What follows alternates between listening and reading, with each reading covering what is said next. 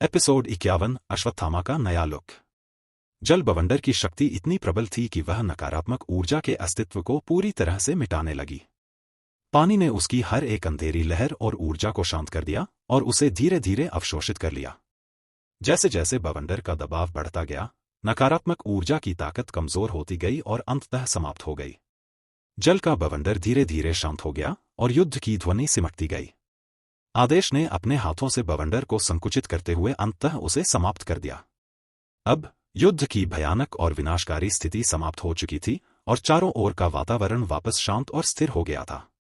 आदेश ने गहरी राहत की सांस ली, जानकर कि उसने न केवल युद्ध को समाप्त किया बल्कि आसपास के वातावरण को भी बचा लिया। आदेश ने जब युद्ध के मैदान में नकारात्मक ऊर्जा को समाप्त होते देखा तो उसने एक गहरी सांस ली। उसकी आंखों में थकान और राहत का मिश्रण था। वह धीरे धीरे उस स्थान की ओर बढ़ा जहां पर नकारात्मक ऊर्जा ने विश्व पुरुष पर हमला किया था। जैसे ही वह उस जगह पहुंचा, उसे कुछ ऐसा भान हुआ जिसके बारे में उसने कभी कल्पना भी नहीं की थी।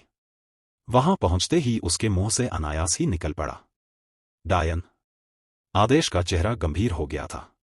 उसकी आंखों में एक अजीब सी चमक और सोच की गहराई थी। यह शब्द उसके भीतर की पुरानी यादों और अनुभवों को झकझोर रहा था। डायन एक खतरनाक और रहस्यमयी शक्ति होती है जिसका अस्तित्व केवल पुरानी कहानियों और मिथकों में ही सीमित होती है। ये वो शक्ति है जो अंधकार, विनाश और भय का प्रतीक मानी जाती है। इसके बारे में कहा जाता है कि वह अत्यंत शक्तिशाली और क्रूर होती है, जो अपनी काली शक्तियों से हर किसी को भयभीत कर देती है। डायन का स्वरूप और शक्तियां अज्ञात और असाधारण होती हैं। उसे नियंत्रित करना या उससे लड़ना लगभग असंभव माना जाता है। उसकी काली ऊर्जा और विनाशकारी प्रवृत्तियां किसी भी योद्धा को हिला देने के लिए पर्याप्त होती हैं।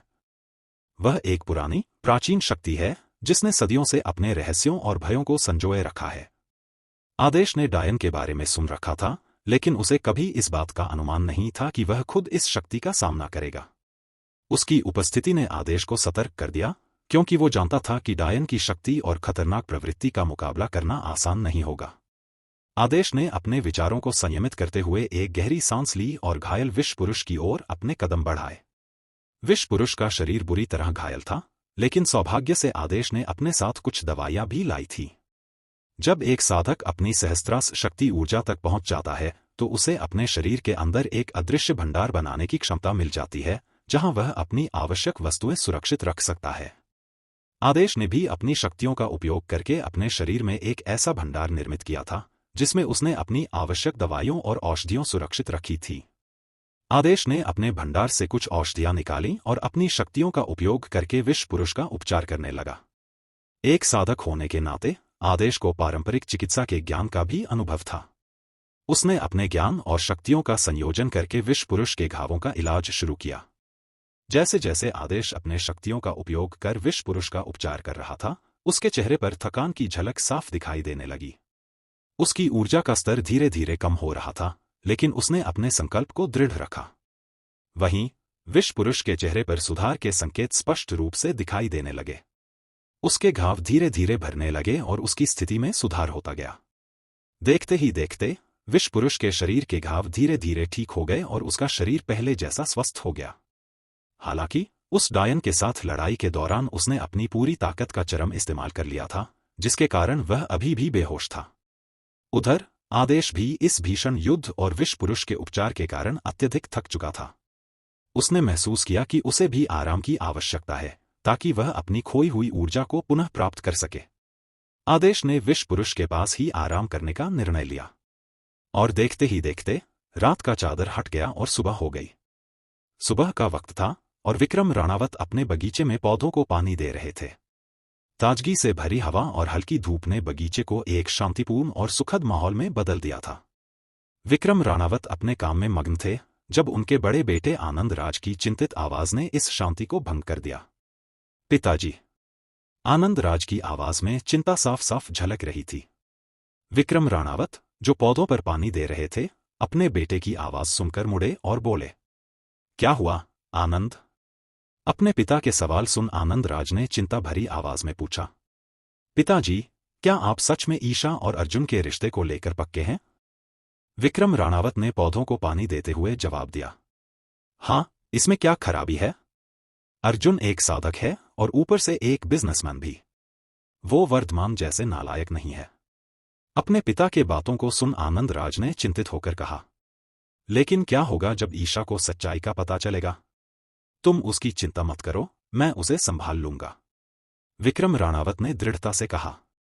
वो तो ठीक है पिताजी, लेकिन आनंदराज ने थोड़ा सोचते हुए कहा। लेकिन क्या? विक्रम राणावत ने उत्सुकता से पूछा। मैंने कल रात वर्धमान को हवेली में रात 1 बजे घुसते देखा, आनंदराज ने गंभीर स्वर में कहा। रात के 1 बजे? विक्रम राणावत ने आश्चर्य से कहा। हाँ पिताजी, रात के 1 बजे, आनंदराज ने सिर हिलाते हुए पुष्टि की। रात के 1 बजे, विक्रम राणावत ने अपने आप में सोचते हुए कहा। विक्रम राणावत का मन इस सवाल में उलझ गया था। आनंदराज की बात ने उन्हें सोचने पर मजबूर कर दिया। उनके दिमाग में कई विचार और संभावनाएं उमड़ने लगीं। ईशा और अर्जुन का रिश्ता तो एक तरफ, लेकिन वर्धमान का आधी रात को हवेली में आना, यह कोई सामान्य घटना नहीं हो सकती थी। एक तरफ जहां विक्रम राणावत का मन वर्धमान के रात को हवेली में आने की घटना पर अटका हुआ था, उधर वर्धमान अपनी मस्ती में मस्त था और कुछ अलग ही योजना बना रहा था। सुबह सुबह वर्धमान जयपुर के मशहूर सैलून में पहुंचा, लेकिन आज वह अपने बाल दाढ़ी बनवाने नहीं आया था, बल्कि अपने दोस्त अश्वत्थामा को साथ लाया था। अश्वत्थामा वही रहस्यमयी साधु था जिसने अंधेरी की छाया का अंत किया था। अश्वत्थामा ने अपना हुलिया बदल रखा था। अब वह रात की छाया की तरह नहीं, बल्कि एक साधु की तरह दिख रहा था। सैलून में कदम रखते ही उसकी पोशाक और अंदाज देखकर सैलून वाले हंसी नहीं रोक पाए। उनकी हंसी का कारण अश्वत्थामा का साधु वाला हुलिया था, जो उनके लिए एकदम नया और अजीब था।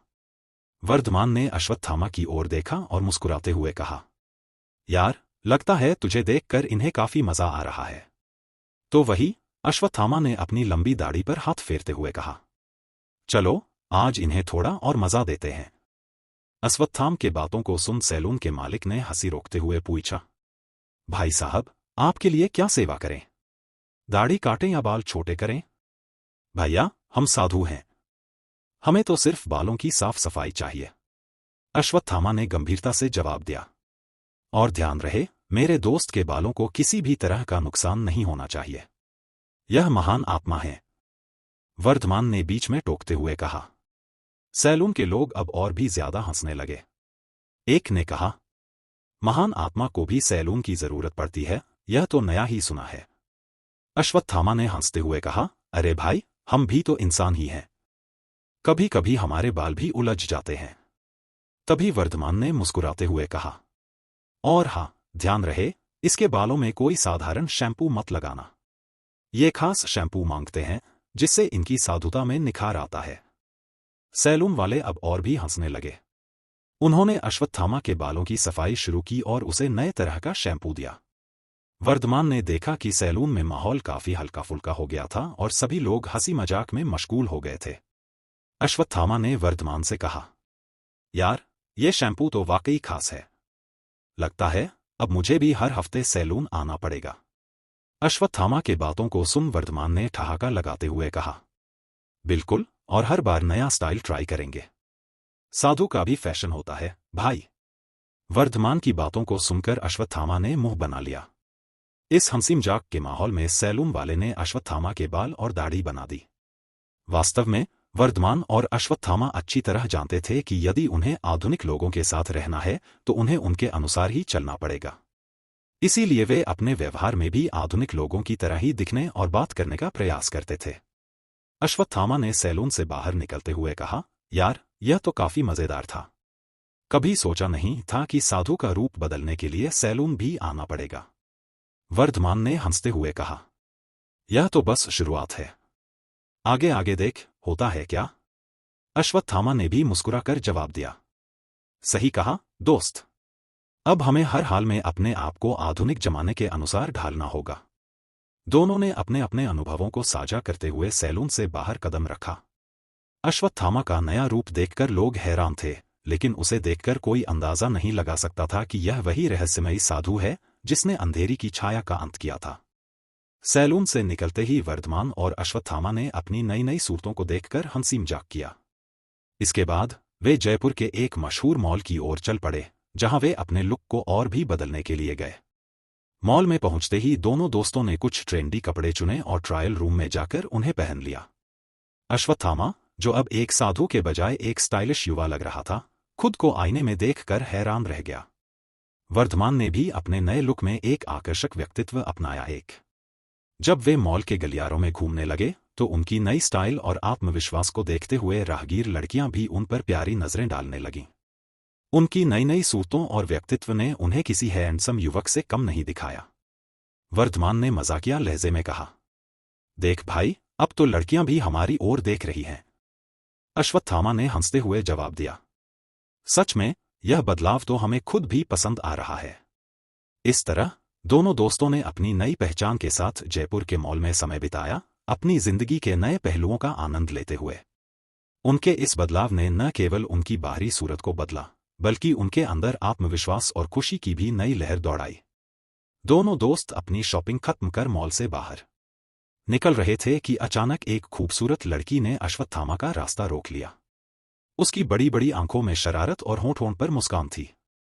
उसने अश्वत्थामा की ओर देखते हुए कहा, हाय हैंडसम, क्या आप अक्सर यहां आते हैं? अश्वत्थामा, जो अब तक अपने नए लुक और आत्मविश्वास में मगन था, अचानक घबरा गया। उसने झिझकते हुए कहा, नन्ही, मैं यहां पहली बार आया हूं। लड़की ने मुस्कुराते हुए उसकी ओर एक कदम और बढ़ाया। अरे वाकई? मुझे तो लगा कि आप यहां के रेगुलर विजिटर हैं।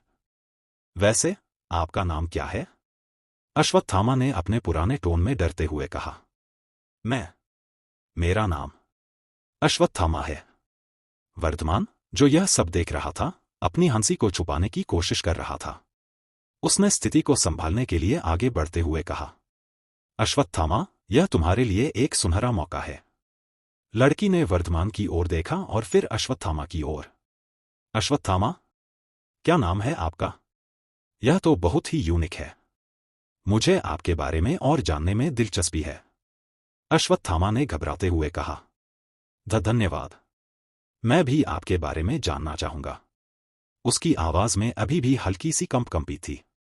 लड़की ने अपनी हंसी छुपाते हुए कहा, आप बहुत क्यूट हैं अश्वत्थामा।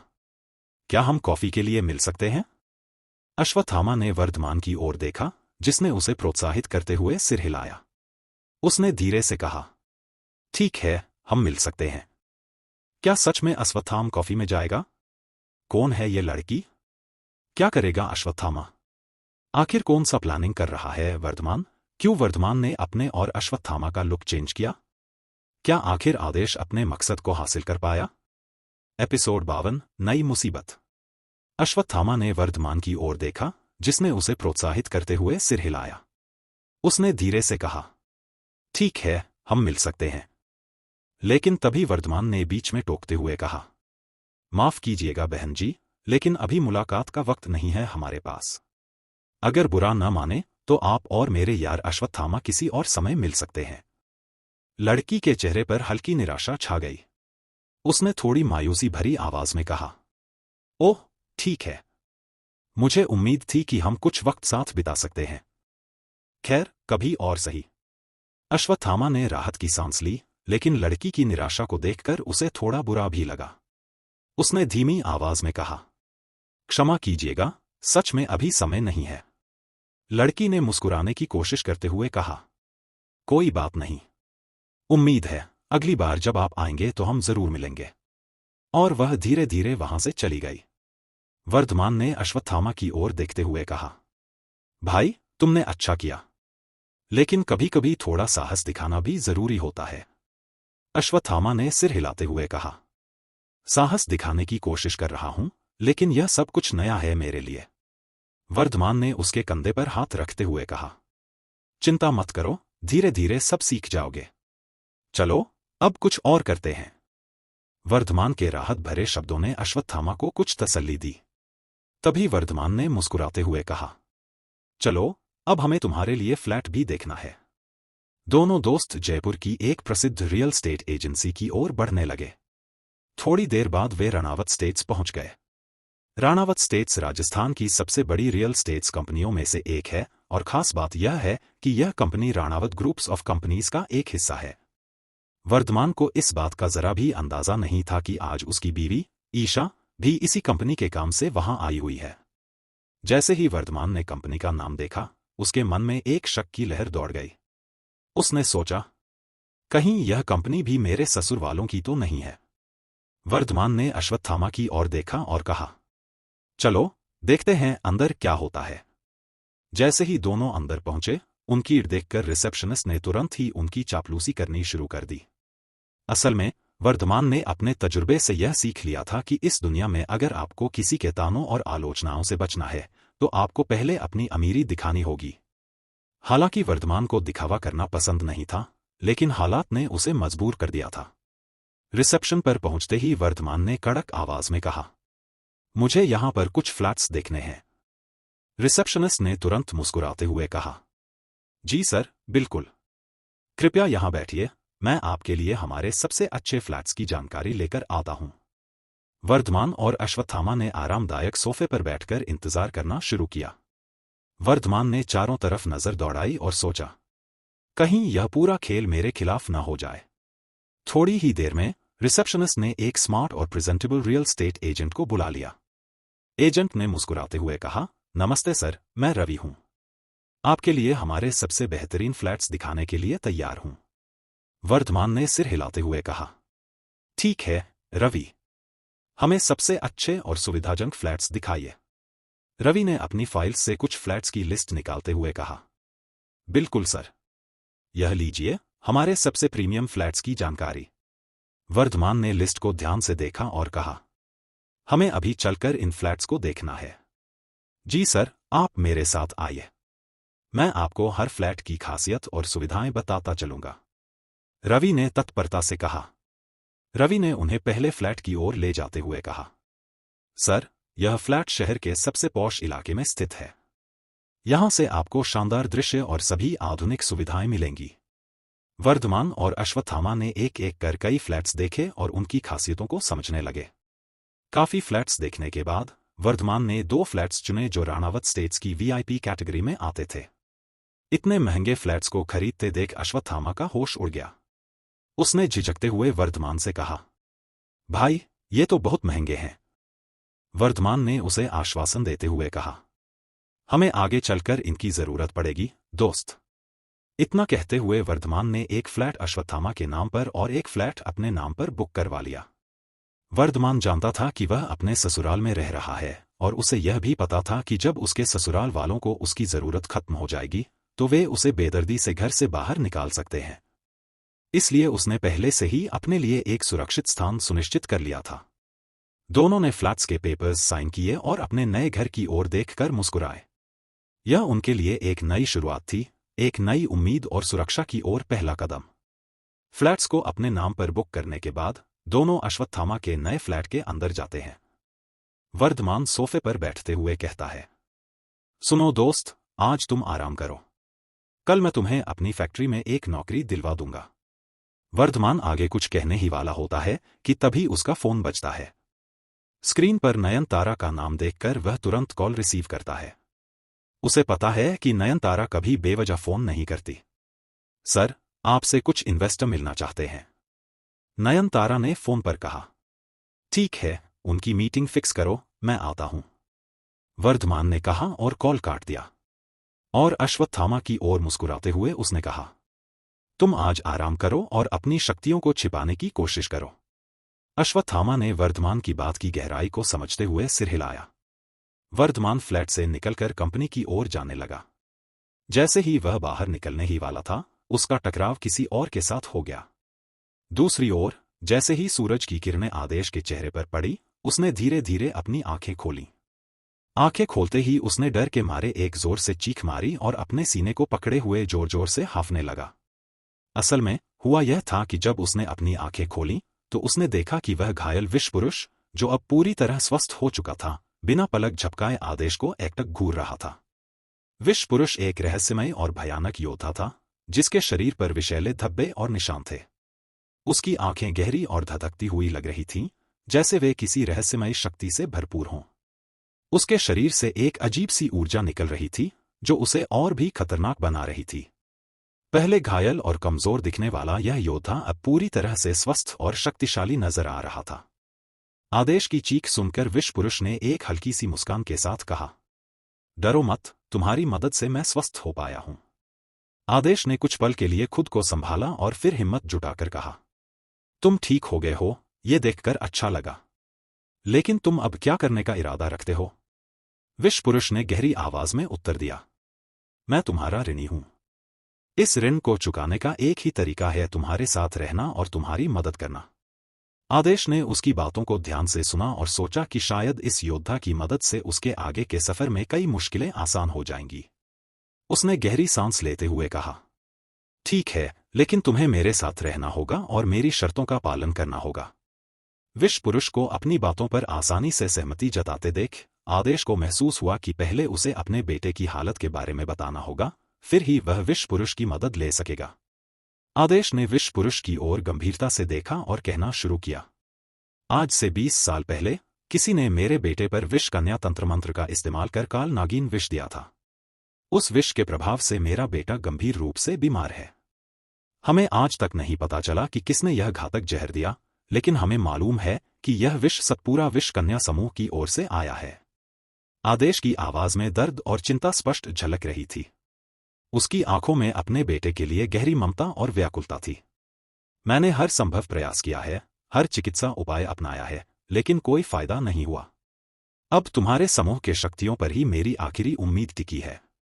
विषपुरुष ने आदेश की बातें ध्यान से सुनी और अपनी गहरी, शांत आवाज में कहा, मैं तुम्हारे बेटे की मदद करूंगा। लेकिन उससे पहले तुम्हें हमारे कबीले के सरताज से बात करनी होगी, क्योंकि सतपुरा विष कन्या समूह के साथ हमारी अरावली विष कन्या समूह की सदियों पुरानी दुश्मनी है। आदेश ने चिंता और उम्मीद से विषपुरुष की ओर देखा। विषपुरुष ने समझाया, विष कन्या समूह आजकल के लोगों से दूर गहरे जंगलों में रहते हैं। इस वजह से आज के लोग उन्हें आदिवासी के रूप में जानते हैं, जिस वजह से हम अपने समूह को एक कबीले की तरह देखते हैं। आदेश ने सिर हिलाते हुए कहा, मुझे जो भी करना होगा मैं करूंगा। मेरे बेटे की जान बचाने के लिए मैं किसी भी हद तक जाने को तैयार हूं। विषपुरुष ने आदेश को सांत्वना देते हुए कहा, तुम्हें हमारे सरताज से मिलना होगा और उसे अपनी कहानी सुनानी होगी। वह ही इस संघर्ष में तुम्हारी मदद के लिए निर्णय ले सकता है। अरावली विष कन्या समूह के सरताज ही हमारी शक्तियों और नीति के संरक्षक हैं। आदेश ने दृढ़ता से कहा, ठीक है, मुझे वहां ले चलो। मेरे बेटे के लिए मैं किसी भी चुनौती का सामना करने को तैयार हूं। विषपुरुष ने आदेश को चलने का इशारा किया और दोनों गहरे जंगल की ओर बढ़ने लगे। रास्ते में विषपुरुष ने आदेश को समझाया कि विष कन्या समूहों के बीच की दुश्मनी कितनी गहरी और पुरानी है। अरावली और सतपुरा विष कन्या समूह हमेशा से एक दूसरे के खिलाफ रहे हैं। इन समूहों के बीच संघर्ष और शक्ति की लड़ाई ने उन्हें विभाजित कर रखा है, विषपुरुष ने बताया। आदेश ने यह सुनते हुए एक ठंडी सांस ली और मन ही मन प्रार्थना करने लगा कि वह अपने बेटे के लिए इस दुश्मनी के बीच एक संधि कर सके। जंगल के गहरे हिस्से में पहुंचने पर आदेश ने चारों ओर देखा। वहां का वातावरण रहस्यमय और शांत था। पेड़ों की छाया और जंगल की आवाजें एक अनोखी दुनिया की अनुभूति करा रही थी। थोड़ी देर बाद वे अरावली विष कन्या समूह के सरताज के पास पहुंचे। सरताज एक गहन ध्यान में बैठे थे, लेकिन आदेश और विषपुरुष को देखकर उन्होंने अपनी आंखें खोली। विषपुरुष ने सरताज को सम्मानपूर्वक झुककर सलाम किया और आदेश की ओर इशारा करते हुए कहा, यह आदेश है। इन्हें हमारे दुश्मनों सतपुरा विष कन्या समूह से मदद चाहिए। इन्हें हमारी सहायता की जरूरत है। सरताज ने आदेश की ओर ध्यान से देखा और कहा, बोलो, तुम्हें किस प्रकार की मदद चाहिए? आदेश ने साहस बटोरते हुए कहा, मेरे बेटे पर काला नागिन विष का प्रहार हुआ है। वह गंभीर रूप से बीमार है। मैं उसकी जान बचाने के लिए आपसे सहायता मांगता हूं। सरताज ने गहरी सोच में डूबते हुए कहा, यह आसान नहीं होगा, लेकिन अगर तुम्हारी नीयत सच्ची है तो हम तुम्हारी मदद करने पर विचार करेंगे। एक तरफ जहां आदेश अपने बेटे की जान बचाने की मन्नतें मांग रहा था, वहीं धरती पर लोग एक नई बीमारी के डर से थरथर कांप रहे थे। हर एक न्यूज चैनल पर बस एक ही खबर छाई हुई थी, दुनिया का सबसे बड़ा बीमारी का संकट। क्या यह कोरोना वायरस से भी ज्यादा घातक है? न्यूज एंकर ने गंभीरता से कहा, आज हम एक नई और खतरनाक बीमारी के बारे में बात कर रहे हैं, जिसने पूरी दुनिया में आतंक मचा दिया है। विशेषज्ञों का कहना है कि यह बीमारी कोरोना वायरस से भी ज्यादा घातक हो सकती है। लोग डरे हुए हैं और सरकारें इसके रोकथाम के उपायों में जुट गई हैं। स्क्रीन पर डॉक्टर और विशेषज्ञों के इंटरव्यू दिखाए जा रहे थे। एक डॉक्टर ने कहा, इस बीमारी का संक्रमण बहुत तेजी से फैल रहा है और इसका इलाज अभी तक नहीं मिल पाया है। हमें सभी से अपील करनी चाहिए कि वे सतर्क रहें और सावधानी बरतें। लोगों के चेहरे पर डर साफ नजर आ रहा था। अस्पतालों में भीड़ बढ़ती जा रही थी और दवाइयों की कमी होने लगी थी। हर कोई अपने परिवार और प्रियजनों की सुरक्षा के लिए चिंतित था। एक महिला ने रोते हुए कहा, हमने पहले ही कोरोना के कारण बहुत कुछ खो दिया है। अब इस नई बीमारी का सामना कैसे करेंगे? सरकार ने आपातकालीन बैठकें शुरू कर दी थी और वैज्ञानिक तेजी से इस नई बीमारी का इलाज खोजने में लगे हुए थे। दुनिया भर में लोग एक बार फिर से अनिश्चितता और भय के माहौल में जी रहे थे। क्या है ये नई बीमारी? क्या आदेश अरावली विष कन्या का मदद ले पाएगा? किससे वर्धमान ने ठक्कर खाई? एपिसोड 53 मानव मांस खाने वाला वायरस। टीवी पर न्यूज एंकर ने तनावपूर्ण आवाज में घोषणा की। इस नए वायरस का नाम है मीट ईटिंग वायरस और हिंदी में कहें तो मानव मांस खाने वाला वायरस। यह वायरस रहस्यमयी तरीके से जापान के एक कब्रिस्तान से निकला है। स्क्रीन पर जापान के एक कब्रिस्तान की तस्वीरें दिखाई गईं, जहां से यह रहस्यमयी वायरस फैला था। एंकर ने जारी रखा, इस वायरस की शुरुआत कब और कैसे हुई, यह अभी भी एक रहस्य है।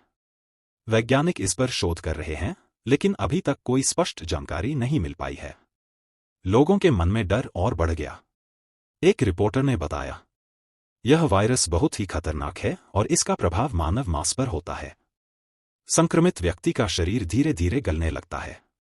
स्क्रीन पर संक्रमित व्यक्तियों की तस्वीरें दिखाई गईं, जो देखने में बेहद डरावनी थी। अस्पतालों में भीड़ बढ़ती जा रही थी और दवाइयों की कमी होने लगी थी। हर कोई अपने परिवार और प्रियजनों की सुरक्षा के लिए चिंतित था। एक नई परेशानी। टीवी स्क्रीन को बंद करते हुए एक अधेड़ उम्र का आदमी अपने आप बड़बड़ाया। वह आदमी अपने लक्सूरियस कमरे में बैठा टीवी देख रहा था। कमरे की सजावट बेहद आलीशान थी। दीवारों पर महंगे पेंटिंग थे, कोने में एक बड़ी सी आरामदायक सोफा और चमचमाते झूमर से सज्जित छत। वह आदमी टीवी बंद करके अपनी चाय की चुस्की लेने ही वाला था, तभी दरवाजे पर दस्तक हुई। उसने अपना कप नीचे रखा और गंभीर चेहरा बनाए दरवाजे की ओर देखा। दरवाजे के पास खड़ा एक आदमी अंदर आया। आदमी को देख वो अधेड़ उम्र का आदमी अपने गहरी आवाज में बोला, क्या हुआ मनोज? मनोज ने सिर झुकाकर कहा, मालिक, आपके बड़े भाई आए हैं। अपने बड़े भाई के आने की बात सुनते ही उस आदमी का चेहरा गहरा और ठंडा हो गया। उसके चेहरे पर असहजता और चिंता साफ झलक रही थी। उसने एक पल के लिए अपनी भावनाओं को काबू में किया और मनोज से कहा, उन्हें अंदर बुलाओ। एक तरफ जहां ये अधेड़ उम्र का आदमी अपने बड़े भाई के आने से असहज था, वहीं दूसरी ओर वर्धमान राणावत स्टेज से बाहर निकलने के लिए कदम बढ़ा रहा था। जैसे ही वह दरवाजे के पास पहुंचा, अचानक उसकी ठोकर किसी से लग गई। वर्धमान एकदम चौंक गया और उसने अपने सामने देखा। उसके सामने एक लड़की खड़ी थी, जिसके हाथों में कागजों का ढेर बिखर गया था। उसने घबराते हुए तुरंत माफी मांगनी शुरू कर दी। मुझे माफ कीजिए, मैंने ध्यान नहीं दिया। लड़की ने सिर झुकाकर कागज समेटने की कोशिश की। वर्धमान ने झुककर उसकी मदद करनी चाही, लेकिन जैसे ही उसने कागज उठाए, उसकी नजरें लड़की के चेहरे पर पड़ी। वह हैरान रह गया क्योंकि यह वही लड़की थी जिससे उसकी राणावत हवेली के बाहर अचानक मुलाकात हुई थी। दरअसल यह लड़की कोई और नहीं बल्कि ईशा ही थी। दोनों ही एक दूसरे की पहचान से बेखबर थे। वर्धमान को न पहचान पाना ईशा के लिए वाजिब था क्योंकि उनकी शादी ईशा की मर्जी के खिलाफ हुई थी। इसी वजह से ईशा ने कभी भी अपने पति का चेहरा देखने की इच्छा नहीं की थी। शादी की रात ही वो वर्धमान को अकेला छोड़कर लंदन चली गई थी। इसलिए जब दोनों अचानक आमने सामने आए तो एक दूसरे को पहचानने का सवाल ही नहीं उठता था। वही वर्धमान के भीतर बसी ब्रह्मांशी को वर्धमान की यादें जरूर मिली थीं, लेकिन उसके मन में ईशा का चेहरा धुंधला सा था। इसी वजह से जब ईशा वर्धमान के सामने आया तो वह उसे पहचान नहीं पाया। वर्धमान के लिए भी ईशा अजनबी ही थी, क्योंकि उसने ईशा को कभी ठीक से देखा नहीं था। दोनों के बीच इस अपरिचय ने उनके मिलन को और भी पेचीदा बना दिया था। जैसे ही ईशा की नजरें अपने सामने खड़े युवक पर पड़ी, उसकी दिल की धड़कनें तेज हो गईं। वह थोड़ा हकलाते हुए बोली। आप डॉट? वर्धमान ने भी उसकी ओर देखा और उस जानी पहचानी लड़की को सामने पाकर उसके चेहरे पर एक हल्की मुस्कान आ गई। उसने धीमी और मधुर आवाज में कहा, जी, मैं। वैसे, आप भी यहां? दोनों की आंखों में हल्की चमक और एक अनकही सी पहचान झलक रही थी। ईशा ने खुद को संयत करते हुए जवाब दिया, हाँ, मैं कुछ काम से आई थी। ईशा की नजरें वर्धमान पर टिकी रहीं, वह उसे एकटक निहार रही थी। वर्धमान मॉडर्न कपड़ों में वाकई बेहद हैंडसम लग रहा था। उसकी कद-काठी, सुगठित शरीर और स्टाइलिश अंदाज ने ईशा को मंत्रमुग्ध कर दिया था। उसकी आंखों में एक अलग ही चमक थी, जो उसकी आत्मविश्वास और आकर्षण को बयां कर रही थी। वहीं, वर्धमान भी चाहकर भी अपनी नजरें ईशा से हटा नहीं पा रहा था। बार-बार उसकी निगाहें ईशा की ओर ही जा रही थीं। ईशा बिजनेस सूट में वाकई में बला की खूबसूरत लग रही थी। उसकी लंबी काली जुल्फें, बड़ी-बड़ी चमकती आंखें और गुलाबी होंठ, सब कुछ मिलाकर उसे एक बेहद आकर्षक और प्रभावशाली रूप दे रहे थे। वर्धमान के दिल की धड़कनें तेज हो गईं और उसने एक गहरी सांस ली, मानो इस क्षण को अपनी यादों में समेट लेना चाहता हो। ईशा की खूबसूरती और उसकी सादगी दोनों ही उसे मोह रहे थे। और वहीं, ईशा भी वर्धमान की ओर देखते हुए महसूस कर रही थी कि इस अजनबी में कुछ खास है, कुछ ऐसा जो उसे अपनी ओर खींच रहा है। वैसे मेरा नाम वर्धमान राजपूत है। आपका नाम क्या है? वर्धमान ने दोनों के बीच की असहजता को तोड़ते हुए धीरे से कहा। मेरा नाम ईशा है। ईशा रणावत। वर्धमान को उनके बोझ के इस असहजता को दूर करते देख ईशा ने अपने दिल की धड़कनों को नियंत्रित करने की कोशिश करते हुए हल्की सी मुस्कान दी और बोली। जैसे ही दोनों ने एक दूसरे का नाम सुना, ऐसा लगा मानो उन्हें अपने पुराने समय की एक झलक मिल गई हो। ईशा ने जब अपने सामने खड़े व्यक्ति से उसका नाम सुना, तो वह एक पल के लिए चौंक गई। नाम सुनते ही उसके मन में अपने पति वर्धमान की यादें ताज़ा हो गईं। उसे यकीन नहीं हो रहा था कि वह उसी नाम वाले व्यक्ति से यहाँ मिल रही है, जिसे उसने कभी सोचा भी नहीं था कि वह उसके जीवन में वापस आएगा। वर्धमान ने जब ईशा का नाम सुना, तो उसके मन में अपने अतीत की एक हल्की सी झलक आई, एक ऐसी झलक जो उसे कभी भुला नहीं सकता। उसकी पत्नी की छवि, जो अब भी उसकी यादों में जिंदा थी, उसके सामने उभर आई। वह आश्चर्यचकित था कि वह वही नाम सुन रहा है, जिसके साथ उसका अतीत जुड़ा हुआ था।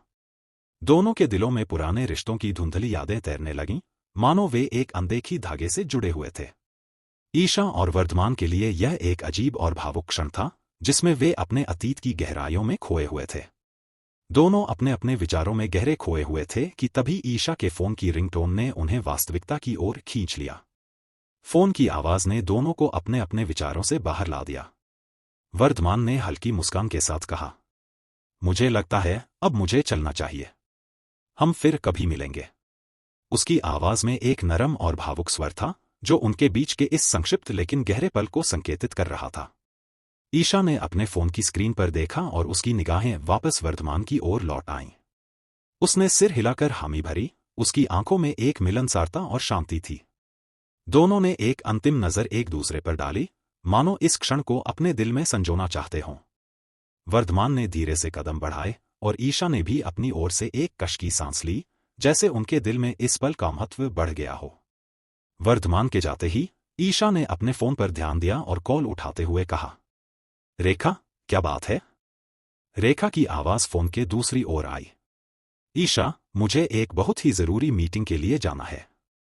ठीक है, ईशा ने तुरंत जवाब दिया। फोन खत्म करने के बाद ईशा ने ऑफिस की ओर बढ़ते हुए अपने कदम तेज कर दिए। वहीं दूसरी ओर आदेश अरावली विश कन्या के सरताज को मनाने में जुटा था। आदेश ने अपनी विनम्रता और अपने बेटे की गंभीर स्थिति के बारे में बताते हुए हर संभव प्रयास किया। उसकी ईमानदारी और जिद को देखकर सरताज का कठोर मन पिघल गया। उन्होंने आदेश से कहा, हम तुम्हारी मदद करने के लिए तैयार हैं, लेकिन पहले तुम्हें हमारी महारानी से अनुमति लेनी पड़ेगी। वह निर्णय लेंगी कि हम इस मामले में क्या कर सकते हैं। असल में विश कन्या समूहों की समाज में नारी शक्ति को बहुत महत्वपूर्ण माना जाता है। इसलिए हर विश कन्या समूह की एक महारानी होती है, जो उनके फैसलों में अंतिम अधिकार रखती है। इस समय आदेश को यह पता था कि महारानी तक पहुंचने का रास्ता आसान नहीं होगा। अरावली पर्वत के भीतर गहरी जंगलों और रहस्यमय परंपराओं के बीच महारानी का निवास स्थान एक प्राचीन मंदिर के रूप में था।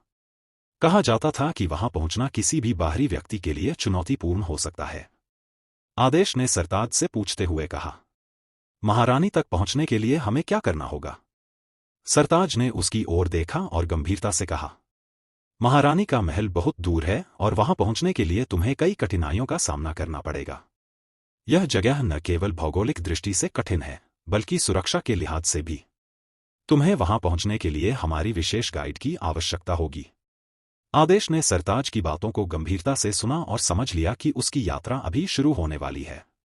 उसने सरताज से अनुमति मांगी और सरताज ने उसे एक गाइड प्रदान किया, जिसके अंदर आदेश का नया दोस्त भी था। ये गाइड ही उसे उस रहस्यमयी मंदिर तक ले जाने में मदद करेगा। आदेश और उसका गाइड जंगल की गहराइयों में आगे बढ़ते हुए हर पल सतर्क थे। वे एक अनजानी भूमि में कदम रख रहे थे, जहां खतरनाक जानवरों और अदृश्य बाधाओं से भरा हुआ था। पेड़ की शाखाएं इतनी घनी थीं कि सूर्य की किरणें भी मुश्किल से यहां पहुंच पा रही थीं। हर तरफ एक अजीब सी चुप्पी थी, जो किसी अनहोनी की पूर्व चेतावनी देती लग रही थी। जंगल के भीतर जाने पर अचानक एक तीव्र गंध फैली, जो एक पुराने रहस्यमय जलते लकड़ी की थी। गाइड ने आदेश को संकेत किया कि वे ध्यानपूर्वक चले। धीरे धीरे वे एक प्राचीन मंदिर की ओर बढ़े, जो एक ऊंचाई पर स्थित था और चारों ओर घनी धुंध से घिरा हुआ था। मंदिर का प्रवेश द्वार विशाल और भव्य था, लेकिन उसकी ओर बढ़ते समय आदेश को एक अजीब सा अनुभव हुआ, किसी प्रकार की ऊर्जा की लहर जो उसके शरीर को महसूस हो रही थी। जैसे ही वे प्रवेश द्वार के पास पहुंचे, एक भारी रहस्यमय कुंडली सी चित्ताकर्षक बनी हुई थी, जो उन्हें अंदर जाने के लिए चुनौती दे रही थी। यहां हमें किसी भी कीमत पर प्रवेश नहीं मिलेगा, गाइड ने कहा। महारानी का महल स्वर्ण किले से घिरा हुआ है और वहां पहुंचने के लिए तुम्हें विशेष परीक्षणों से गुजरना होगा। पहला परीक्षण एक जटिल भूल भुलैया था, जिसमें कई चौराहे और अनगिनत रास्ते थे। आदेश को सही रास्ता खोजने के लिए अपनी पूरी चतुराई और धैर्य का उपयोग करना पड़ा। हर गलत मोड़ पर उन्हें खतरनाक सुरंगों और स्वचालित हथियारों का सामना करना पड़ा। भूल भुलैया से बाहर निकलते ही उन्होंने देखा कि मंदिर का आंतरिक भाग पुरातन और रहस्यमय था। वहां एक बड़ा प्राचीन पेड़ था, जिसकी जड़ों से एक प्रकार की चमकदार ऊर्जा निकल रही थी। यह ऊर्जा सीधे महारानी के कक्ष तक जाती थी, जो पेड़ के नीचे एक गुप्त रास्ते से जुड़ा था। जैसे ही आदेश ने उस रास्ते पर कदम रखा, उसकी आंखों के सामने एक सुंदर और भव्य दृश्य खुला। वहां एक बड़ा हॉल था, जिसे अद्वितीय ढंग से सजाया गया था और उसकी दीवारों पर प्राचीन चित्र और मंत्र खुदे हुए थे। हॉल के बीचों बीच एक ऊंचे सिंहासन पर महारानी बैठी थी, जिसकी उपस्थिति में एक अद्भुत रोशनी और ऊर्जा थी। महारानी ने आदेश को देखा और उसकी आंखों में एक गहरी जांच की। तुम्हें क्या चाहिए? महारानी की आवाज गहरी और ठंडी थी, जिसमें एक तरह की रहस्यमय शक्ति थी। आदेश ने सिर झुकाकर कहा, महारानी, मेरे बेटे की जान संकट में है। मैंने सुना है कि आपकी आदेश से ही उसे बचाया जा सकता है। कृपया मेरी मदद करें। महारानी ने आदेश की बातें सुनी, लेकिन उसकी प्रतिक्रिया अभी स्पष्ट नहीं थी। उसने आदेश की आंखों में गहराई से देखा और कहा, हमारी सहायता पाने के लिए तुम्हें एक अंतिम परीक्षण से गुजरना होगा।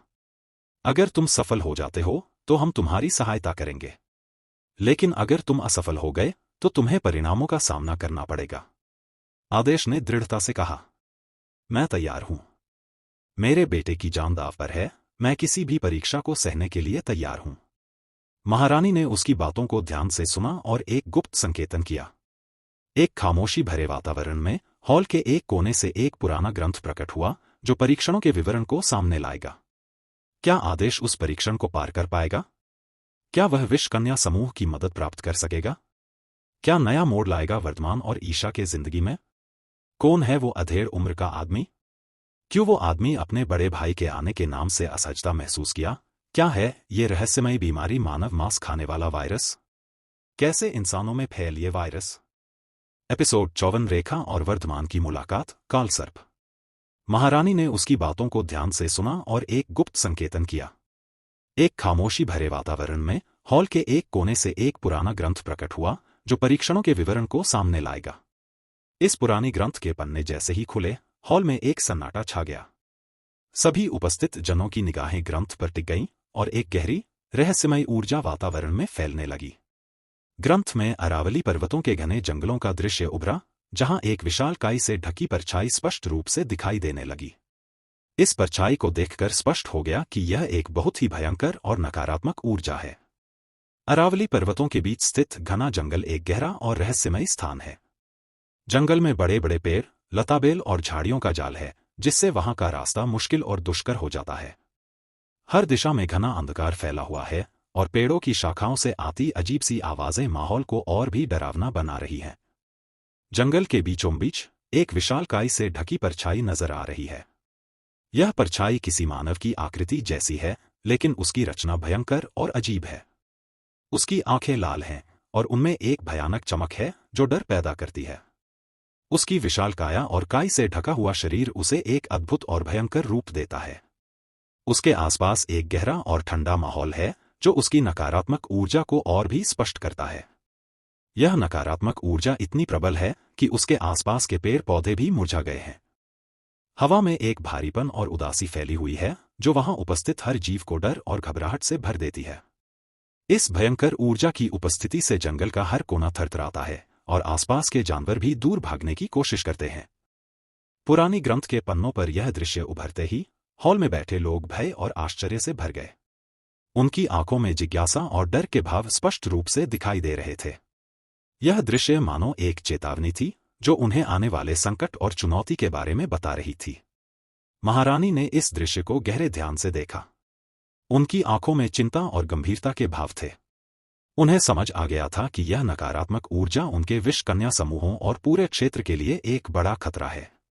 उन्होंने आदेश की ओर देखा और उनकी आंखों में एक दृढ़ संकल्प था। महारानी जानती थी कि इस भयंकर नकारात्मक ऊर्जा से निपटने के लिए उन्हें अपनी सारी शक्तियों और साधनों का उपयोग करना होगा। आदेश ने महारानी की गंभीरता को महसूस किया और उसके सामने झुककर बोला, महारानी, मैं आपके मार्गदर्शन और सहायता के लिए यहाँ आया हूँ। मेरे बेटे की जान खतरे में है और मुझे आपकी मदद की आवश्यकता है। महारानी ने आदेश की बात सुनी और उसकी आंखों में झलकती आशा और संकल्प को देखा। उन्होंने आदेश को सहमति में सिर हिलाया और बोले, हम तुम्हारी मदद करेंगे, लेकिन पहले तुम्हें इस नकारात्मक ऊर्जा से निपटने का उपाय करना होगा। महारानी ने एक गहरी सांस ली और गंभीर स्वर में आगे कहा, यह नकारात्मक ऊर्जा एक आत्मा है, लेकिन यह नकारात्मक और शक्तिशाली ऊर्जा है। यह आत्मा पिछले 700 सालों से यहाँ निवास कर रही है। हमने इसके खिलाफ कई प्रयास किए, लेकिन यह हर बार हमारे प्रयासों को विफल कर देती है। महारानी की आवाज में एक ठहराव था जो उनकी चिंता और चुनौती की गंभीरता को प्रकट करता था। आदेश की आंखों में उत्सुकता और डर का मिश्रण था, क्योंकि वह इस आत्मा के बारे में अधिक जानने के लिए बेचैन था। महारानी ने अपने दाहिने हाथ से एक प्राचीन ग्रंथ प्रकट किया और उसे खोलते हुए कहा, इस आत्मा का नाम कालसर्प है। यह आत्मा अत्यंत शक्तिशाली है और इसका उद्देश्य केवल विनाश है। यह आत्मा उन लोगों को निशाना बनाती है जो कमजोर और भयभीत होते हैं। महारानी ने ग्रंथ के पन्नों को पलटते हुए आगे कहा, हमने इसे रोकने के लिए कई अनुष्ठान और यज्ञ किए, लेकिन यह हर बार अधिक शक्तिशाली होकर लौटती है। यह आत्मा हमारे जंगल के दिल में एक पुराने वृक्ष के पास निवास करती है। कालसर्प एक भयावह और भयानक आत्मा थी। उसकी आंखें लाल थीं, जो आग की तरह जल रही थीं। उसका शरीर काले धुएं से बना था और उसके चारों ओर एक घना अंधकार फैला हुआ था। उसकी उपस्थिति मात्र से ही पेड़ पौधे मुरझा जाते थे और जमीन सूख जाती थी। ये आत्मा नकारात्मक ऊर्जा को अपने आसपास फैलाती थी, जिससे लोग भयभीत और कमजोर हो जाते थे। उसकी आवाज एक गहरे गुफा की गूंज जैसी थी, जो दिल में दहशत पैदा कर देती थी। वह आत्मा न केवल शारीरिक बल्कि मानसिक रूप से भी लोगों को कमजोर कर देती थी। महारानी ने आदेश की ओर देखा और कहा, तुम्हें इस आत्मा से लड़ने के लिए मानसिक और शारीरिक दोनों रूप से मजबूत होना होगा। हम तुम्हें एक विशेष अनुष्ठान सिखाएंगे जो इस आत्मा को कमजोर कर सकता है। लेकिन याद रखना, यह रास्ता बहुत कठिन और खतरनाक है। आदेश ने महारानी की बात सुनी और उसकी आंखों में दृढ़ संकल्प झलकने लगा। उसने अपने बेटे के लिए यह चुनौती स्वीकार कर ली थी। महारानी ने आदेश को एक प्राचीन मंत्र सिखाया जो उसे इस आत्मा के खिलाफ सुरक्षा प्रदान करेगा। आदेश ने महारानी का आशीर्वाद लिया और अपने गाइड को वही महारानी के वहां छोड़ अकेला ही उस आत्मा का सामना करने के लिए जंगल की ओर बढ़ा। हालांकि उसके साथ उसका दोस्त विष पुरुष आना चाहता था, लेकिन आदेश अपने दोस्त के जान को खतरे में नहीं डाल सकता था, जिस वजह से वो अकेले ही चल पड़ा। रास्ते में हर कदम पर उसे नई चुनौतियों का सामना करना पड़ा। पेड़ की शाखाएं और जंगली जानवर उसके रास्ते को कठिन बना रहे थे, लेकिन आदेश ने हार नहीं मानी। जंगल के दिल में पहुंचकर उसने उस पुराने वृक्ष को देखा जहां कालसर्प निवास करता था। उसने अपने भीतर की सारी शक्ति और साहस को इकट्ठा किया और आत्मा का सामना करने के लिए तैयार हो गया। वहीं दूसरी ओर वर्धमान रणावत स्टेट्स से निकलकर सीधे अपनी फैक्ट्री पहुंचा। उसने अपने स्टाफ के साथ मिलकर बहुत मेहनत की, जिस वजह से उनके समर्पण और योजना के चलते वर्धमान ने कुछ ही दिनों में फैक्ट्री के पुराने ग्राहकों को फिर से हासिल करना शुरू कर दिया था। उनके निरंतर प्रयासों और बेहतरीन सेवा के कारण फैक्ट्री का कारोबार तेजी से बढ़ने लगा। ग्राहक उनकी गुणवत्तापूर्ण उत्पादों और समय पर डिलीवरी से बेहद खुश थे, जिससे वर्धमान को अपने व्यापार में अच्छा मुनाफा होने लगा। वर्धमान की नेतृत्व क्षमता और उसकी टीम की कड़ी मेहनत ने मिलकर फैक्ट्री को एक नई ऊंचाई पर पहुंचा दिया। हर कोई उनके इस सफल प्रयास की सराहना कर रहा था और वर्धमान खुद भी अपनी इस सफलता से बेहद संतुष्ट था। फैक्ट्री पहुंचते ही वर्धमान ने तुरंत मीटिंग रूम का रुख किया, जहां पहले से ही निवेशक इंतजार कर रहे थे। अंदर दाखिल होते ही वर्धमान ने आत्मविश्वास के साथ सभी का अभिवादन किया और अपनी जगह पर बैठ गया। आप सभी का स्वागत है। मुझे खुशी है कि आप लोग हमारे प्रोजेक्ट में रुचि दिखा रहे हैं, वर्धमान ने कहा अपनी बात की शुरुआत करते हुए। हमारे फैक्ट्री ने हाल ही में कई महत्वपूर्ण उपलब्धियां हासिल की हैं और हम अपने ग्राहकों को बेहतरीन सेवाएं और उत्पाद प्रदान करने के लिए प्रतिबद्ध हैं। इन्वेस्टर ने वर्धमान की बातों को ध्यान से सुना। उन्होंने कंपनी के मौजूदा प्रदर्शन और भविष्य की योजनाओं के बारे में वर्धमान से सवाल पूछे। वर्धमान ने एक सवाल का सटीक और प्रभावशाली तरीके से जवाब दिया। हमने अपनी उत्पादन क्षमता को बढ़ाया है और नई तकनीकों का उपयोग करके गुणवत्ता को और भी बेहतर बनाया है, उसने समझाया। हमारी टीम ने लगातार मेहनत से पुराने कस्टमर को फिर से जोड़ने में सफलता पाई है और हमें कई नए ऑर्डर्स भी मिले हैं। इन्वेस्टर वर्धमान की स्पष्ट दृष्टि और प्लानिंग से प्रभावित हुए। वे कंपनी में इन्वेस्ट करने को लेकर अधिक उत्साहित और आश्वस्त दिखने लगे। हम आपके प्रोजेक्ट में निवेश करने के लिए तैयार हैं, एक निवेशक ने कहा। आपके लीडरशिप में हम कंपनी के उज्जवल भविष्य की कल्पना कर सकते हैं। वर्धमान ने इन्वेस्टर की बात सुनकर मुस्कुराते हुए कहा, धन्यवाद। आपकी साझेदारी से हम नई ऊंचाइयों को छूने के लिए तैयार हैं। चलिए मिलकर इस सपने को साकार करते हैं। मीटिंग खत्म होते ही वर्धमान ने अपनी टीम को बुलाया और इन्वेस्टर्स से मिली सहमति की खबर दी। सभी के चेहरों पर संतोष और उत्साह की झलक साफ दिखाई दे रही थी। वर्धमान जानता था कि यह सिर्फ शुरुआत है और अभी उसे और भी ऊंचाइयों को छूना है। मीटिंग रूम से एक एक करके सभी इन्वेस्टर बाहर निकल रहे थे, तभी उनमें से एक ने रुककर वर्धमान से कहा, मिस्टर वर्धमान, क्या हम अकेले में बात कर सकते हैं? असल में ये इन्वेस्टर कोई और नहीं बल्कि रेखा तांबे थी। रेखा के पिता और वर्धमान की मां के बीच पहले से ही अच्छे बिजनेस रिलेशन, जिस वजह से जब उन्होंने सुना कि जीडी एंटरप्राइज फिर से शुरू हो चुकी है तो उन्होंने अपनी बेटी को एक बिजनेस प्रपोजल के साथ वहां भेजने का फैसला किया। जैसे ही रेखा ने मीटिंग में वर्धमान को देखा, वह हैरान रह गई। दरअसल वो वर्धमान की काफी समय से खोज कर रही थी। रेखा उससे बात करना चाहती थी कि किस तरह उसने रोबिन जैसे फाइटर की हार सुनिश्चित की थी। वर्धमान की अप्रत्याशित उपस्थिति ने रेखा को पूरी तरह से आकर्षित कर लिया था। वर्धमान के अंडरग्राउंड कैसीनो में जाने से लेकर आज तक रेखा उससे प्रभावित हो चुकी थी। उसने कई बार सोचा था कि वह कौन है और इस तरह की दुनिया में उसने कैसे कदम रखा।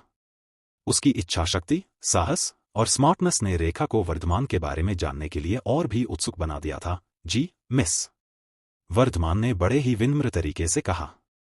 रेखा ने मुस्कुराते हुए जवाब दिया, कृपया मुझे रेखा कहिए। वर्धमान ने सहमति में सिर हिलाया और दोनों वर्धमान के ऑफिस की ओर बढ़ गए। ऑफिस के भीतर दाखिल होते ही वर्धमान ने रेखा के लिए कुर्सी खींच दी और उसे बैठने का इशारा किया। रेखा ने बैठते हुए अपने चारों ओर नजरें दौड़ाई। ऑफिस का इंटीरियर बहुत ही सजीव और पेशेवर था। हर कोने में सटीकता और शैली की झलक थी। वर्धमान ने अपने चेयर पर बैठते हुए कहा, तो रेखा, आप किस बारे में बात करना चाहती हैं? रेखा ने अपनी फाइलें खोलते हुए कहा, वर्धमान, सबसे पहले तो मैं आपको बधाई देना चाहती हूं कि आपने इतने कम समय में अपनी फैक्ट्री को फिर से स्थापित कर लिया है।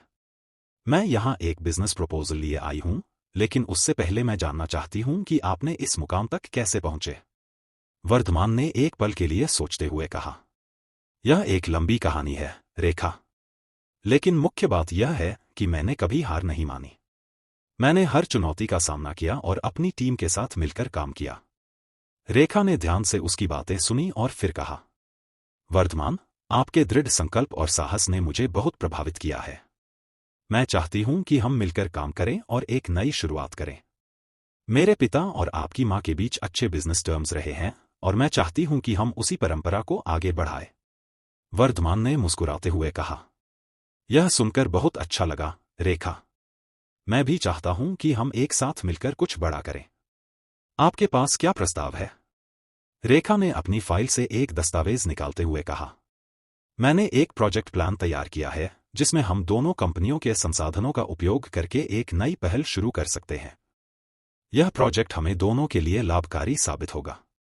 वर्धमान ने दस्तावेज को ध्यान से पढ़ते हुए कहा, यह सच में एक शानदार प्लानिंग है, रेखा। मैं इस पर काम करने के लिए पूरी तरह से तैयार हूं। रेखा ने उत्साहित होकर कहा, तो हम इसे कब शुरू कर सकते हैं? वर्धमान ने आत्मविश्वास से कहा, जितनी जल्दी हो सके। मैं चाहता हूं कि हम जल्द से जल्द इस प्रोजेक्ट पर काम शुरू करें और इसे सफलता की ऊंचाइयों तक पहुंचाएं। रेखा ने मुस्कुराते हुए कहा, मुझे भी यही उम्मीद है, वर्धमान। वैसे रेखा वर्धमान से और भी बहुत कुछ पूछना चाहती थी, खासकर वर्धमान के बेटिंग टेक्निक के बारे, जैसे उसने उसके अंडरग्राउंड कैसीनो में क्या था। लेकिन समय की कमी के कारण उसे जल्द ही वहां से निकलना पड़ा। रेखा ने अपनी घड़ी पर नजर डाली और फिर वर्धमान की ओर देखा। उसने थोड़ा मुस्कुराते हुए कहा, वर्धमान, मुझे आपसे और भी बातें करनी हैं, लेकिन आज के लिए मुझे निकलना होगा। वर्धमान ने भी मुस्कुराते हुए कहा, कोई बात नहीं, रेखा। हम फिर कभी मिल सकते हैं और विस्तार से बातें कर सकते हैं। आपके प्रस्ताव को लेकर मैं भी उत्साहित हूं। रेखा ने सहमति में सिर हिलाया और अपने कागजात समेटते हुए कहा, धन्यवाद, वर्धमान। मुझे खुशी है कि आप इस प्रोजेक्ट के लिए तैयार हैं। हम जल्द ही मिलकर इसे शुरू करेंगे। वर्धमान ने उसे दरवाजे तक छोड़ते हुए कहा, बिल्कुल, रेखा। मैं भी इस सहयोग को लेकर बहुत उत्साहित हूं। आपसे जल्द ही फिर मुलाकात होगी। रेखा ने एक आखिरी मुस्कान दी और फिर तेजी से बाहर निकल गई, अपने अगले गंतव्य की ओर बढ़ते हुए। वर्धमान ने उसे जाते हुए देखा और फिर अपने काम में लग गया, यह सोचते हुए कि यह नया सहयोग उनके व्यवसाय के लिए कितनी महत्वपूर्ण भूमिका निभाएगा। तभी वर्धमान के फोन की रिंगटोन सुनाई दी, जिसमें अश्वत्थामा का नाम फ्लैश हो रहा था। अश्वत्थामा का नाम देखते ही वर्धमान थोड़ी देर के लिए सोच में पड़ गया। अश्वत्थामा का कॉल इस समय क्यों आया होगा? कहीं कुछ गड़बड़ तो नहीं? वर्धमान ने फोन उठाते हुए एक गहरी सांस ली और शांत स्वर में कहा, हेलो, अश्वत्थामा। सब ठीक तो है ना? फोन के दूसरी ओर से अश्वत्थामा की गंभीर आवाज आई, वर्धमान, मुझे तुमसे तुरंत बात करनी है। कुछ बहुत जरूरी है। वर्धमान का दिल तेजी से धड़कने लगा। अश्वत्थामा की आवाज में छिपी हुई बेचैनी ने उसके मन में बेचैनी और बढ़ा दिया। क्या हुआ, अश्वत्थामा? तुम ठीक तो हो? उसने पूछा। अश्वत्थामा ने थोड़ी देर चुप रहकर कहा, यह फोन पर नहीं बताया जा सकता। मुझे तुमसे तुरंत मिलना होगा। वर्धमान ने चिंता और जिज्ञासा से भरे स्वर में कहा, ठीक है, तुम कहाँ हो? मैं अभी आता हूं। अश्वत्थामा ने एक जगह का नाम बताया और वर्धमान ने तुरंत वहां जाने का निर्णय लिया। उसने तेजी से अपने ऑफिस के दरवाजे को बंद किया और अपने कदम तेजी से बाहर की ओर बढ़ाए। उसकी मन में हजारों सवाल उठ रहे थे। आखिर अश्वत्थामा को इतनी जल्दबाजी में उससे क्या बात करनी थी? क्या कोई नया खतरा मंडरा रहा था या फिर कोई और रहस्य सामने आने वाला था? क्या आदेश इस भयानक आत्मा को हरा पाएगा? क्या वह अपने बेटे को बचा पाएगा? एपिसोड 55 असलियत। अश्वत्थामा ने एक जगह का नाम बताया और वर्धमान ने तुरंत वहां जाने का निर्णय लिया। उसने तेजी से अपने ऑफिस के दरवाजे को बंद किया और अपने कदम तेजी से बाहर की ओर बढ़ाए। उसकी मन में हजारों सवाल उठ रहे थे। थोड़ी देर बाद दोनों ही अश्वत्थामा के फ्लैट पर थे। क्या हुआ, अश्वत्थामा? वर्धमान ने चिंतित स्वर में पूछा। फोन पर देखो। अश्वत्थामा ने टीवी की ओर इशारा करते हुए कहा। जैसे ही वर्धमान ने टीवी पर देखा, उसके होश उड़ गए। वहां साफ साफ दिख रहा था कि कैसे मानव खाने वाले वायरस ने कोहराम मचाया हुआ है। न्यूज एंकर गहरी चिंता में बता रहे थे कि यह वायरस कितनी तेजी से फैल रहा है और कितने लोग इसकी चपेट में आ चुके हैं। वर्धमान की नजरें टीवी से हटकर अश्वत्थामा पर गईं। वह कुछ सवाल पूछने ही वाला था कि अश्वत्थामा ने उसके सवालों का पहले ही जवाब देते हुए कहा, यह विरुसे दिखने में तो एक वैज्ञानिक रिसर्च की गलती के कारण लीक हुआ लगता है, लेकिन इसका असली कारण कुछ और ही है। वर्धमान ने हैरान होकर पूछा, तो असली कारण क्या है? अश्वत्थामा ने गहरी सांस लेते हुए कहा, यह वायरस एक साधारण वैज्ञानिक गलती नहीं है। इसके पीछे एक गहरा रहस्य है। अश्वत्थामा ने अपने हाथों से एक गहरी पीली रोशनी फैलाई, जो धीरे धीरे एक अंधेरे और रहस्यमय दृश्य में बदल गई। रोशनी के बीच एक पुराने कब्रिस्तान का दृश्य उभर आया। यहाँ के वातावरण में एक विचित्र और भयावह माहौल था। कब्रों के चारों ओर खामोशी का गहरा सन्नाटा था, लेकिन इस सन्नाटे में एक अजीब सी गतिविधि चल रही थी। वर्धमान ने देखा कि एक असुर जैसा दिखने वाला आदमी, जिसका चेहरा और शरीर असामान्य रूप से विकृत और भयानक था, कब्रों की ओर बढ़ रहा था। उसका हुलिया एक प्राचीन और दुष्ट शक्ति का संकेत दे रहा था। इस असुर नुमा आदमी ने अपनी उंगलियों से कब्रों पर झुककर धीरे धीरे मृतक लाशों को जागृत करना शुरू कर दिया। लाशों की आंखों में एक अदृश्य दर्द और अधूरी आत्मा का क्रोध स्पष्ट था।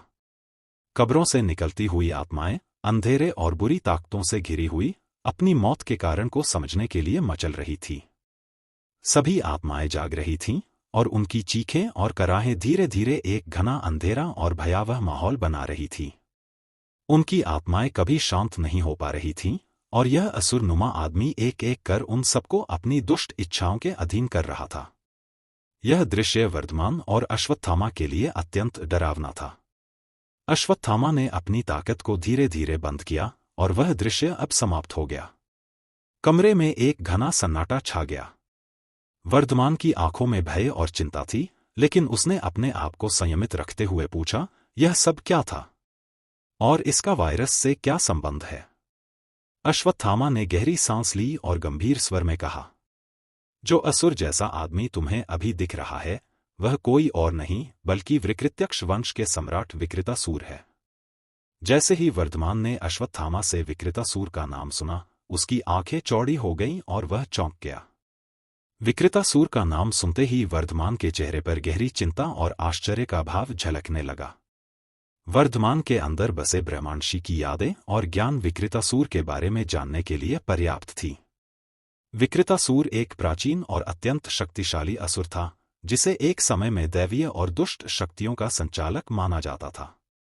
उसके बारे में ब्रह्मांशी ने वर्धमान को बहुत कुछ बताया था, और अब जब विकृतासुर का नाम आया तो वह उसकी गहरी और खतरनाक विरासत को महसूस कर सकता था। विकृतासुर की शक्तियां और उसके काले इरादे वर्धमान के लिए एक भयावह चेतावनी की तरह थे।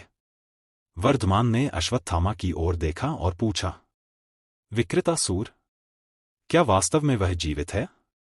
अश्वत्थामा ने गंभीरता से कहा, विकृतासुर एक प्राचीन असुर है जिसे लंबे समय से मृत मान लिया गया था, लेकिन अब ऐसा लगता है कि उसने अपनी शक्तियों को पुनर्जीवित कर लिया है।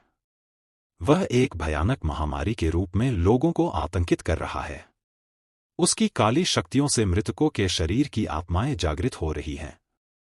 विकृतासुर इन आत्माओं को नियंत्रित कर इंसानों के भीतर घुसपैठ करवा रहा है और उन्हें अपने मांस का शिकार बनाने के लिए मजबूर कर रहा है। वर्धमान ने घबराए हुए स्वर में पूछा, तो हमें इस स्थिति से निपटने के लिए क्या करना होगा? विकृतासुर की शक्तियों को कैसे रोका जा सकता है? अश्वत्थामा ने एक गहरी सांस ली और कहा, विकृतासुर की शक्तियां बहुत प्राचीन और जटिल हैं। उसकी नकारात्मक ऊर्जा की कोई भी छोटी सी चूक हमें भारी पड़ सकती है। हमें उसके खिलाफ उपायों के लिए प्राचीन ग्रंथों और विशेषज्ञों की सहायता लेनी होगी। हमें एक खास शस्त्र और अमूल्य जड़ी बूटियों की आवश्यकता होगी जो विकृतासुर की शक्तियों को नष्ट कर सके। इसके लिए हमें एक गुप्त मंदिर की ओर यात्रा करनी होगी जो दूर जंगलों में स्थित है। वहां हमें एक रहस्यमय ग्रंथ मिलेगा जो विकृतासुर की नकारात्मक शक्तियों को समाप्त करने के उपायों के बारे में बताएगा। तो फिर हमें क्या करना चाहिए? वर्धमान ने गंभीरता से सोचा और पूछा। अश्वत्थामा ने एक स्थिर और निर्णायक स्वर में उत्तर दिया। तुम्हारे पास अभी भी पूर्ण शक्ति नहीं है। तुम्हें पहले अपने स्वाधिष्ठान चक्र को विकसित करना होगा। यह तुम्हारे आंतरिक बल को सशक्त बनाएगा और तुम्हें आने वाली चुनौतियों का सामना करने के लिए तैयार करेगा। मैं खुद उस गुप्त मंदिर की ओर यात्रा करूंगा, जहां हमें पौराणिक ग्रंथ मिलेगा, जो विकृतासुर की शक्तियों को समाप्त करने के उपाय बताएगा। वर्धमान ने विचारशीलता से कहा, क्या तुम अकेले उस मंदिर तक पहुंच पाओगे? और क्या हमें किसी अन्य योजना की आवश्यकता नहीं है? अश्वत्थामा ने विश्वास से उत्तर दिया। मैं उस गुप्त मंदिर को जानता हूं और वहां पहुंचने के लिए मुझे कई वर्षों का अनुभव है। तुम्हें अभी अपनी ताकत को पूर्ण रूप से संचित करने पर ध्यान केंद्रित करना होगा। मैं जब ग्रंथ लेकर लौटूंगा, तब हमें एक साथ मिलकर विकृतासुर के खिलाफ युद्ध लड़ना होगा। तुम्हारी शक्ति के बिना हमारा प्रयास अधूरा रह जाएगा। वर्धमान ने सर झुकाया और कहा, ठीक है, मैं अपनी ताकत को बढ़ाने के लिए पूरी मेहनत करूंगा और तुम्हारे लौटने का इंतजार करूंगा। अश्वत्थामा ने अपने लक्ष्य की ओर बढ़ते हुए एक दृढ़ संकल्प के साथ कहा, मैं अब प्राचीन मंदिर की ओर रवाना होता हूं। ध्यान रखना, हमें विकृतासुर के खतरे से निपटने के लिए हर संभव तैयारी करनी होगी।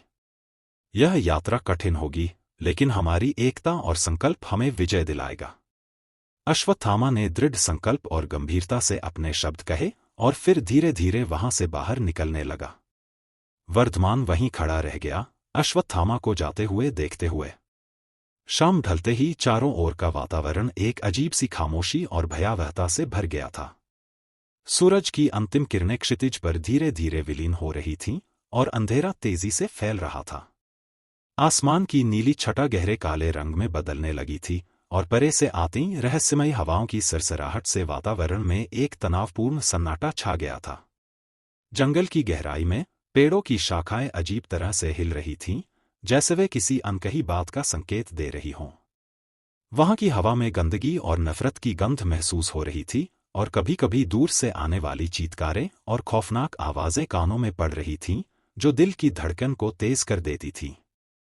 सूरज की रोशनी अब बस एक कमजोर, धुंधली सी चमक बनकर रह गई थी और जंगल की छाव ने एक रहस्यमय और खतरनाक आभा पैदा कर दी थी। यह रात गहराने से पहले का समय था और एक प्रकार की डरावनी शांति ने सब कुछ ढक लिया था। इस गहरी रात की चुप्पी में मानो कोई अज्ञात खतरा छिपा हो, जो किसी भी पल उभर कर सामने आ सकता था। हर ओर का सन्नाटा और अंधेरे की बढ़ती गहराई इस भयानक रात की छाव में एक प्रकार की खौफनाक शांति का एहसास करा रही थी, जिससे ऐसा लग रहा था कि कुछ अनहोनी घटित होने वाली है। आदेश धीरे धीरे उस जगह पर पहुंचा जहां कालसर्प की उपस्थिति महसूस की जा सकती थी। यह स्थल घने अंधेरे में डूबा हुआ था और यहां की हवा में एक घुटन भरी, ठंडी खामोशी छाई हुई थी। चांद की हल्की रोशनी भी यहां की भयावहता को दूर करने में नाकाम थी, जिससे चारों ओर का माहौल और भी डरावना बन गया था। आदेश ने अपनी सांसें धीरे धीरे नियंत्रित की और ध्यान से इधर-उधर देखा। उसके कदम धीरे धीरे और सतर्क थे, हर छोटी सी आवाज पर उसकी नजरें चौकस थीं। अचानक उसके सामने एक विशाल, अंधेरे सर्प की छाया उभर आई, जिसकी आंखों में एक खौफनाक चमक थी। यह कालसर्प था और उसकी उपस्थिति के साथ ही एक अदृश्य पर गहरी दहशत वातावरण में फैल गई थी। कालसर्प की आंखें लाल अंगारों की तरह जल रही थीं और उसकी जड़ें भूमि में गहरे घुस चुकी थीं, जिससे पूरा इलाका एक भयानक ऊर्जा से भर गया था। जैसे ही आदेश ने उसे देखा, कालसर्प की गुस्से से भरी हुई, क्रोधित दृष्टि ने उसे टेंशन में डाल दिया। उसका शरीर काले, चमकदार स्केल्स से ढका हुआ था और उसकी हरकतों में एक भयानक उग्रता थी। आदेश ने अपनी उपस्थिति को लेकर कालसर्प के क्रोध को महसूस किया। कालसर्प ने अपने विशाल फन को उठाया और उसके चारों ओर एक खतरनाक धुंध फैला दी, जिससे सब कुछ और भी डरावना लगने लगा। उसकी सांप जैसी आवाजें वातावरण में गूंज रही थीं और हर आवाज के साथ आदेश की धड़कनें तेज हो रही थीं। अचानक कालसर्प ने अपने विशाल शरीर को हिलाया और एक घातक गति से आदेश की ओर बढ़ने लगा। आदेश ने अपनी पूरी ताकत जुटाई और उसने कालसर्प की आंखों में घृणा और शक्ति के संकेत देखे। यह एक संघर्ष था जो किसी भी समय भयानक रूप ले सकता था। आदेश ने अपनी शक्ति और साहस को जुटाया और तय किया कि वह इस खतरनाक स्थिति का सामना करने के लिए पूरी तरह तैयार है। उसकी आंखों में ठान लेने की आग थी, लेकिन कालसर्प की क्रोधित और भयानक उपस्थिति ने उसे पूरी तरह से चुनौती दी। इस खतरनाक टकराव के साथ भविष्य की आशंका और भयानक संभावनाओं का खेल शुरू हो गया। आदेश ने अपनी सारी शक्ति और साहस को संजोकर कालसर्प का सामना करने का निश्चय किया। उसकी आंखों में दृढ़ संकल्प की चमक थी, जो कालसर्प की भयानक उपस्थिति के बावजूद कमजोर नहीं पड़ी। उसने अपने भीतर की ऊर्जा को जागृत किया और अपनी शक्ति को महसूस करते ही एक सशक्त आभा उसके चारों ओर फैल गई। कालसर्प ने अपनी भयानक फुंफकार के साथ एक जोरदार हमला किया। उसकी विशाल काया ने हवा में जोरदार हिलोर मारी और वह बिजली की गति से आदेश की ओर झपटा। आदेश ने तुरंत अपनी ऊर्जा को संजीवनी के रूप में प्रयोग करते हुए अपने हाथों को रोशनी से भर दिया, जो उसकी आत्मा की शक्ति का प्रतीक थी। जैसे ही कालसर्प का हमला पास आया, आदेश ने अपनी ऊर्जा से भरे हाथों को आगे बढ़ाया और कालसर्प के प्रहार को रोक दिया। दोनों की ऊर्जा एक दूसरे से टकराई और एक जोरदार ध्वनि के साथ चारों ओर फैल गई। कालसर्प ने अपनी पूरी ताकत से हमला किया था, लेकिन आदेश ने अपनी आत्मा की शक्ति से उसे रोक दिया। आदेश ने तुरंत ही कालसर्प के अगले हमले का अनुमान लगाते हुए एक और छलांग लगाई और कालसर्प के अगले प्रहार से बच गया। उसने अपनी शक्ति का प्रयोग करते हुए एक शक्ति की लहर छोड़ी, जो कालसर्प की ओर बढ़ी और उसे पीछे धकेल दिया। कालसर्प ने गुस्से में और जोर से फुंकार की और अपने अगले हमले के लिए तैयार हो गया। आदेश ने अपनी ऊर्जा को और अधिक संगठित किया और कालसर्प की हर हरकत पर नजर रखी। उसने अपनी सांसों को नियंत्रित किया और अपनी आत्मा की गहराइयों से शक्ति को बाहर निकाला। कालसर्प ने फिर से हमला किया, लेकिन इस बार आदेश तैयार था। उसने कालसर्प के फन को पकड़ लिया और अपनी ऊर्जा को उसमें प्रवाहित कर दिया, जिससे कालसर्प की शक्ति कमजोर होने लगी। कालसर्प ने संघर्ष करते हुए अपने विशाल शरीर को मरोड़ा, लेकिन आदेश ने अपनी पकड़ मजबूत रखी और अपनी आत्मा की शक्ति से उसे और अधिक कमजोर कर दिया। अंततः कालसर्प ने अपनी शक्ति खो दी और उसके प्रहारों की गति धीमी हो गई। आदेश ने अंतिम बार अपनी ऊर्जा को एकजुट किया और कालसर्प पर जोरदार हमला किया, जिससे कालसर्प जमीन पर गिर पड़ा और उसकी हरकतें बंद हो गईं। आदेश ने गहरी सांस ली और अपनी जीत को महसूस किया। लेकिन उसकी ये जीत की खुशी कुछ खास देर तक नहीं रहा, क्योंकि आगे जो वो देखता है, उसका उसने कभी उम्मीद तक नहीं किया था। आगे क्या हो गया? आखिर हुआ क्या था? क्या यही अंत है कालसर्प का?